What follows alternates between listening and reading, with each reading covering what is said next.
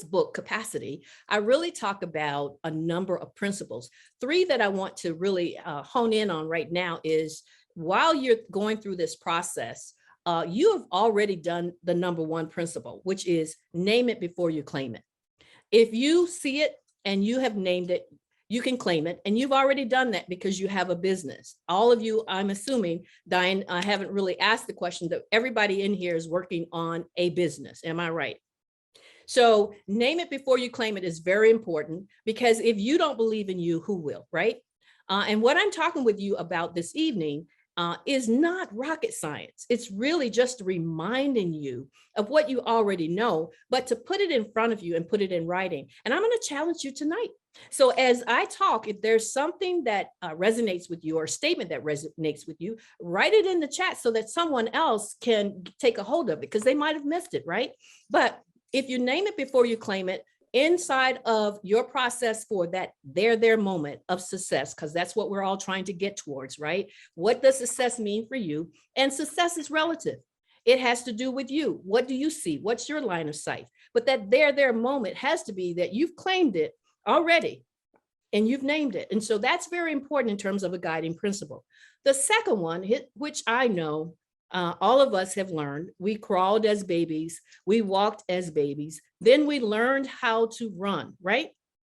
Well, the deal is, I want you to realize as an entrepreneur, because during my process, and Diane can tell you, she and I are similar. We kind of that those individuals that get it done, we're driven, right, Diane? And at the end of the day, part of that process for being driven and going towards that, and I would say all of you are, because the word elevate means what?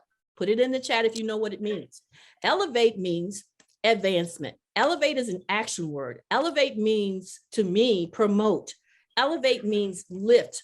So you wouldn't be in this circle right here if you weren't really focusing on what it means to level up to that next advancement of what you see as your there of success, right? So my philosophy and my guiding principle is you certainly cannot walk until after you've crawled. So you have to walk before you run.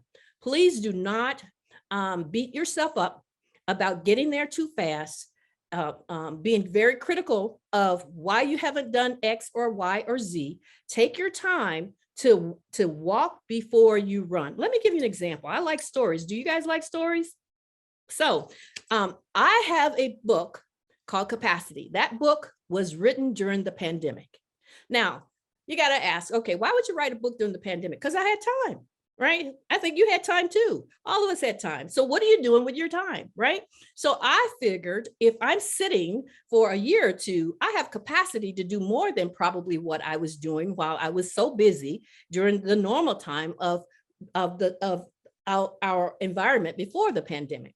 So I wrote the book, and it is now an award-winning book in less than a year. How did that happen? Because I had a line of sight and I named it before I claimed it. I also walked before I ran. Now, I had to write, I had to edit, I had to rescript, I had to edit, I had to write, I had to write, I had to rescript, do you get it? Until the book became tangible.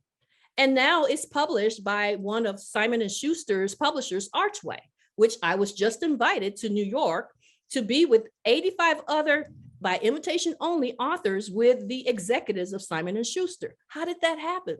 I named it before I claimed it. And I walked before I ran. I'm running now. My book is in the marketplace. You can buy it, okay? So that's the second principle. The third principle is you have to take consistent action. So give you another story. I spent 30 plus years in corporate America and came from Mississippi, started my career from an intern from Michigan State University, and was able to go up the ladder in Fortune 50 companies to become an executive in the C-suite. Now, if you are not familiar with it, I assume that you all are. Getting to the C-suite is not easy. My book talks about the fact that for a long time, it bothered me during my career that people would tell me I had potential. And I consider that to be good, but potential is about the future. And I was ready to use my skills and talents now, which was my capacity today.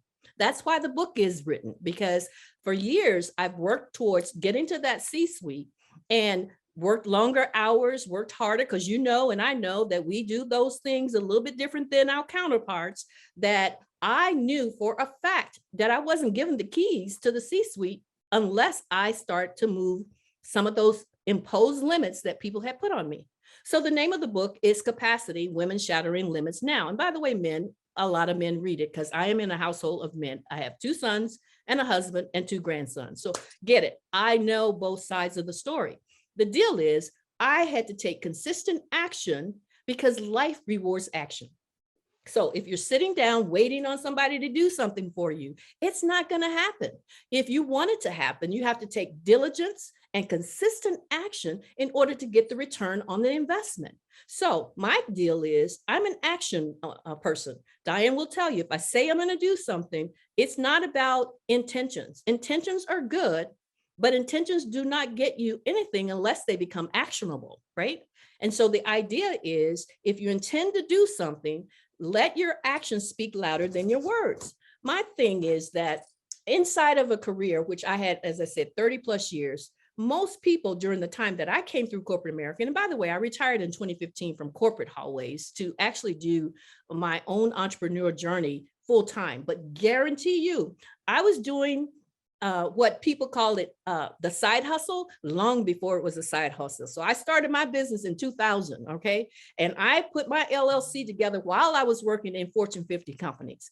My DNA says that Fortune 50 companies call me. So I have been an executive at General Motors. I have been an executive at Chrysler. I have been an executive at Lowe's, and I have been an executive at MGM Grand. Now, those are not small companies. Those are companies that taught me how to brush off stuff, get knocked down, and get back up. And I didn't have other women to look at as examples. So I trailblazed. And at the end of the day, what I believed helped me is that I know what I need, right? So I know what drives me, and I hope you do too. I also know exactly what I want when I want it. I know what my expectations are, right? And I know what stops me. So I ask you those questions. Do you know what drives you? Do you know what stops you? Do you know what your expectations are? And do you know what your dreams are? And the reason I ask that is because sometimes, ladies and gentlemen, we are busy to be busy. And I teach my clients that being busy to be busy does not get you a return on your investment, which is time in you. So as you start to think about what are you spending your time on, and I'm glad you're in this program, B3 Elevation, I know that they're going to teach you how to align yourself properly so that you have a methodology that you're going from A to Z. I teach a masterclass that says, hey, just like Maslow's hierarchy, you have rungs in which you need to go through before you get to the top rung. So again, I go back to this: do not beat yourself up, because take your time and understand each phase of your process, right? Don't get in front of yourself. You need to pace yourself to understand, to learn, to research, to do your homework so that you know exactly where you're headed. For more information, visit b3elevation.com.